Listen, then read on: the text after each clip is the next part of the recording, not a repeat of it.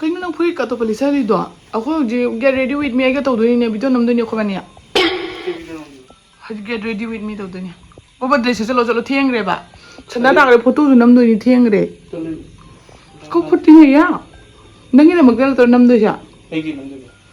My family photo namdo na ha wa thiang ang chalu niya. Get ready with me to doon. Namdo ni ay lo sana lo ye thieng re hogolo chalo. Masuk ke ipong eh. Jangan chalo la oh. Video ada photo kawan ay bo kawan. Chalo. Ji ready oibei lo idana thoklak tore lao thoklo. Lao so ngai jari ye. Higat ta la ne. Kai no lo ba. Makha jina kai. Photo ka. Ay get ready with me tau sara ka kai no tau sara si kai kai no tau sara. Ha. Ko phatre ni khangau jaw dana nang video nam ga ba. Ay ondok job khre he. Ay puri chakta singa khangau chakta singa. Hum to bu kaap ki nya. Oi mai nang ka kaap ro tu ka che to ja chakra. Jara kai si film je kana no kaap ning de jam dai bang si o kaap na ro. Kaino kok phati ni nang bu I get ready with me to do khangau se pa puri chit pa gari si ba loi utoi ni nang gidi kaim chu leite. Gari leite. Hale du. Hale de tu.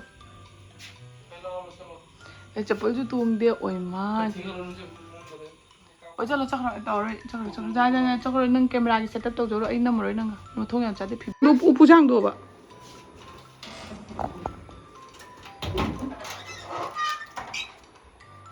फजब्रो दो जब्रो पामजरे अदम याम ngasi akogi family complete obagi family photo se kap toini bako akoi yum da dum kapcha doini ai je hoji ngam ko no ribagi mapa na chatna ko na kapa yada bagi ne haidi cd su akoi na leri bajum se khoi mathak ta ora bina chatpa yadre duduna lotion basi su dum temporary ne bako dum macha masu khara sa ta sare furiam lisa laga adu garani ma inja laga adu ngasi family photo se me am disu ngal ke kamai ko kap yeb do kap te mi su yam na danger oi doini khoi ma kapan doini anang ka hoi gadro ha papa da light pahal lasi aduga nang na camera khapa akoi oji akoi macha lo channel loi re akoi pitanu lo chandri ai lo channel ai se makha da maro na bi se tri ba ado horen photo do kari gumba makha ta na u ba ta ga ni se to ne ko shoma si tu mo tak tang le la mama kai ko ka se lo dro chalo hai ka no ai du su kai no da di video da di background di behind the scene da di u do si di sunda puro do tu ka cha gar ja happy no mo formal mo ga to ko ai chandon ngi jong ne mai tei man be jar ba mayang ma ba ka pa sai ro no jan be to mi ka alu shin de ba lo sen bi dri se dum ka pa sai si dress ga mo bi mi ado hoji khoi ma cha to bi lo shalani cha ahan lo shana lo re ado mi am yeng la ke ngasi ki vlog sem no ngai doi ni photo ka ba da kai lan do to yeng la ado mi am horror se hoji photo ka pa ho do re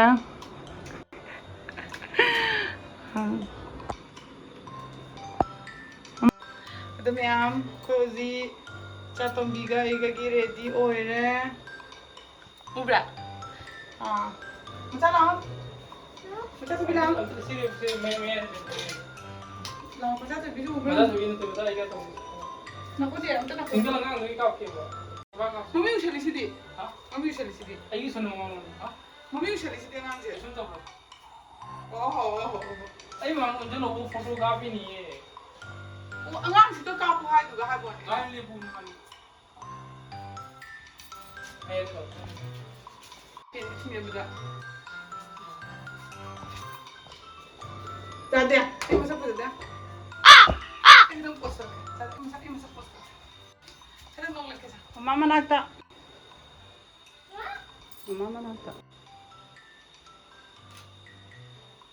Jar bo kau kap tu no macam kapal lo macam maga tu macam se kapal lo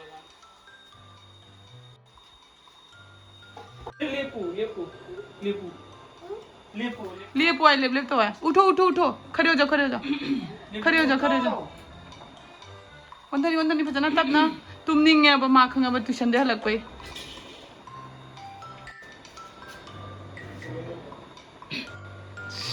post niya na. Papa copy ro chano. Photographer ni.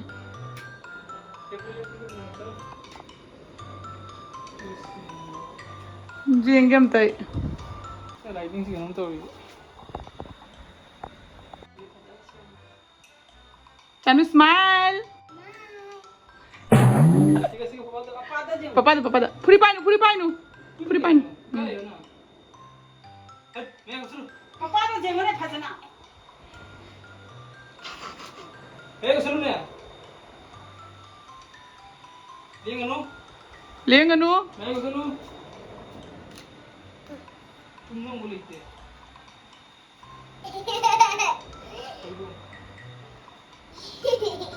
Itu mana?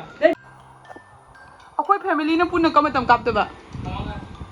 Nalayo hi igat la dana.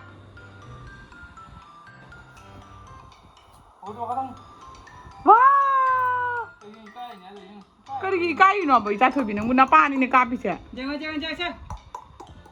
Kung macha photo kapan na wa mi puna magtagi taw yung. Tumlay mo ba lang?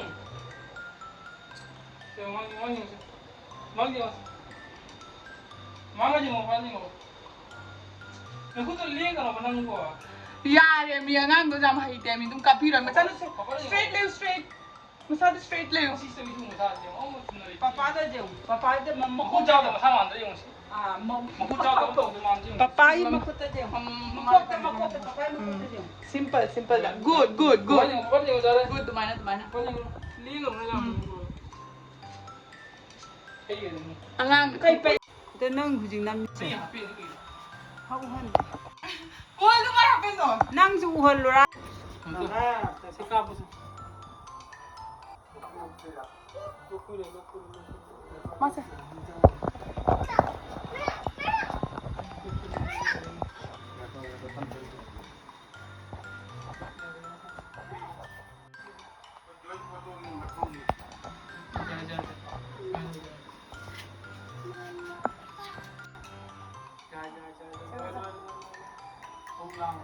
Ngomong kan mami kadang mami. Ini sini.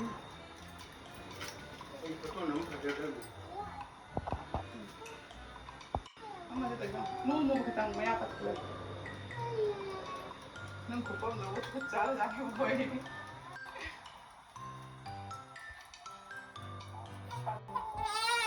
No mo babda. Ka pa jadre mas specific na. Kasi nga.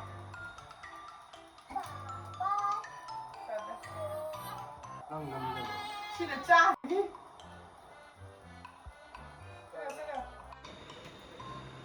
Kasi, naku. Masuk canggih sini. Macam lang. Nama di udi sini. Udah suka aja pa. Ay ko naman. Udah suka aja. Ako ay kapte ako sa naman. Anon mari maki loni gure. Chan bro ko mali chan bro. Chali. Mama dah. Ngako chali.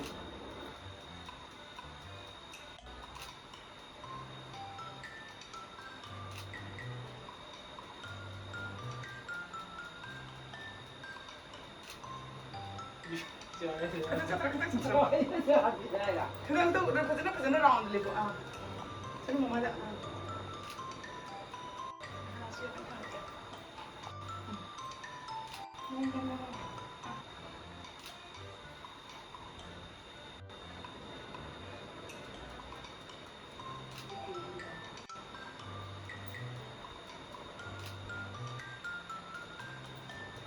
Masuk makut dah makut lokong masuk. Makut makan tak? Iya. Aku rasa dia tak kau ni.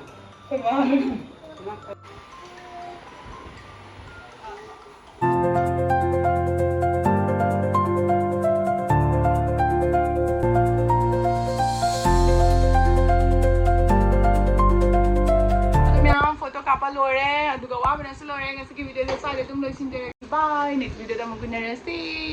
तो का पवा मंदन इचा नपते तो बितुम गरे आई चाय में आम जो lotion